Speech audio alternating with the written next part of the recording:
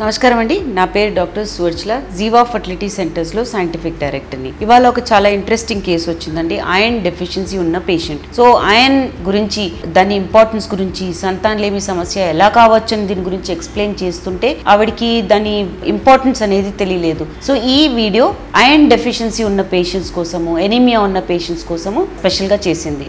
Iron ఒక చాలా ముఖ్యమైన మినరల్ అండ్ దీనివల్ల బాడీలో రెడ్ బ్లడ్ సెల్స్ తయారవుతాయి. ఈ రెడ్ బ్లడ్ సెల్స్ మన బాడీలో ఆక్సిజన్ ని లంగ్స్ నుంచి వివిధ బాడీ పార్ట్స్ కి తీసుకెళ్తుంది అనమాట. సో ఇదే కాకుండా ఇంకా చాలా ఫంక్షన్స్ ఉంటాయి. ఎలాంటివంటే మసల్ మెటబాలిజం, మసల్ సరిగా పనిచేయాలంటే ఐరన్ చాలా ఇంపార్టెంట్. రెడ్ బ్లడ్ సెల్స్ చాలా ఇంపార్టెంట్. దాని గ్రోత్ కోసము ఐరన్ ఇంపార్టెంట్. సెల్ఫ్ ఫంక్షన్ లేదా కొన్ని హార్మోన్స్ ప్రొడక్షన్ కి కూడా రెడ్ బ్లడ్ సెల్స్ చాలా ఇంపార్టెంట్. స్టడీస్ ఏం చెప్తున్నాయంటే ప్రెగ్నెంట్ లేనోళ్లలో, ఆడోళ్లలో 18 మిలీగ్రామ్స్ ఆఫ్ ఐరన్ ఖచ్చితంగా తీసుకోవాలి రోజు. ప్రెగ్నెంట్ ఉన్న వాళ్ళు 27 మిలీగ్రామ్స్ ఐరన్ రోజు తీసుకోవాలి. దీనివల్ల ఈ డైలీ అమౌంట్ మీ డయట్ లో ఉంటే గనుక ఈ బాడీలో ఐరన్, రెడ్ బ్లడ్ సెల్స్ అనేవి మెయింటైన్ అవుతాయి. మీరు ఆహారం ద్వారా కూడా వీటిని మీరు మెయింటైన్ చేయొచ్చు. వివిధ రకాల ఫుడ్ ప్రొడక్ట్స్ లో ఉంటాయి. బీన్స్, పప్పులు, ఆకుకూరలు, నాన్ వెజ్ లో, ఎగ్స్ లో, వీటన్నిటిలో ఐరన్ ఉంటుంది. కాబట్టి మీరు రోజు ఈ ఫుడ్ ప్రొడక్ట్స్ కాంబినేషన్ లో తీసుకుంటే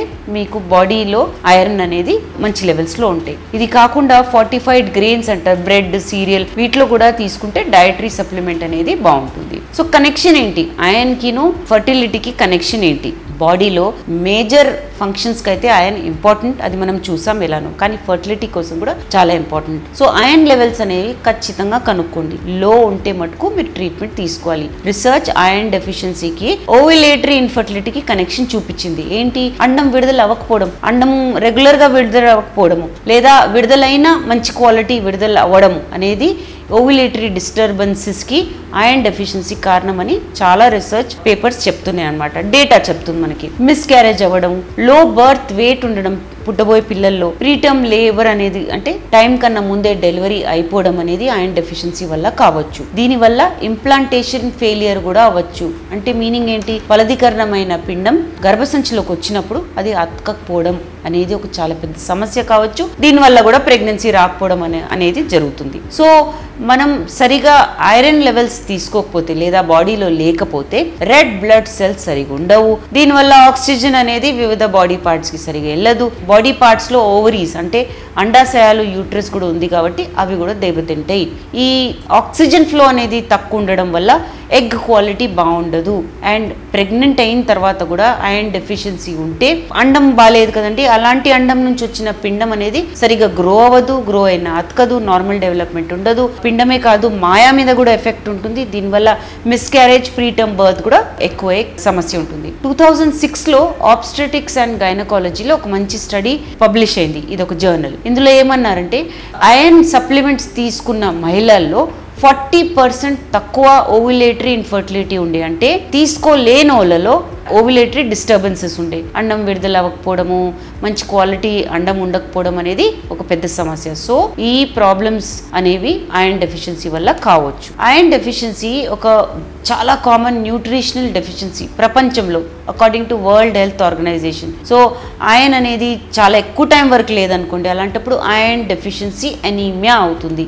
ఐరన్ డెఫిషియన్సీ లేకపోవడం వల్ల 50% ప్రపంచంలో జనాభాకి ఐరన్ డెఫిషియన్సీ వల్ల ఎనీమియా ఉంది. అండ్ WHO ప్రకారం 1/3 of people around the world ఈ ఎనీమియా వల్ల, ఐరన్ డెఫిషియన్సీ వల్ల బాధపడుతున్నారు. సో ఎనీమియా ఉందంటే వాళ్ళ బాడీలో రెడ్ బ్లడ్ సెల్స్ ఎక్కువ లేనట్టు, లేదా హిమోగ్లోబిన్ రెడ్ బ్లడ్ సెల్స్ లో సరిగా లేకపోవడం, కాన్సన్ట్రేటెడ్ ఆక్సిజన్ సప్లై అనేది బాడీ పార్ట్స్ లో సరిగా ఉండదు. ఎస్పెషలీ రీప్రొడక్టివ్ ఏజ్ లో, అంటే పిల్లలు కనే వయసులో కానీ లేదా ప్రెగ్నెంట్ విమెన్ లో ఈ సమస్య ఉంటే, ఐరన్ డెఫిషియన్సీ ఉంటే మంచిది కాదండి. ఐరన్ అనేది రీప్రొడక్టివ్ ఏజ్ లో, అంటే పిల్లలు కనే ఏజ్ లో మెన్స్ట్రువల్ బ్లీడింగ్ పీరియడ్స్ వచ్చినప్పుడల్లా చాలా బయటికి వచ్చేస్తుంది. సో హెవీ ఫ్లో ఉన్న వాళ్ళు ఖచ్చితంగా ఐరన్ లెవెల్స్ చెక్ చేయించుకోవాలి.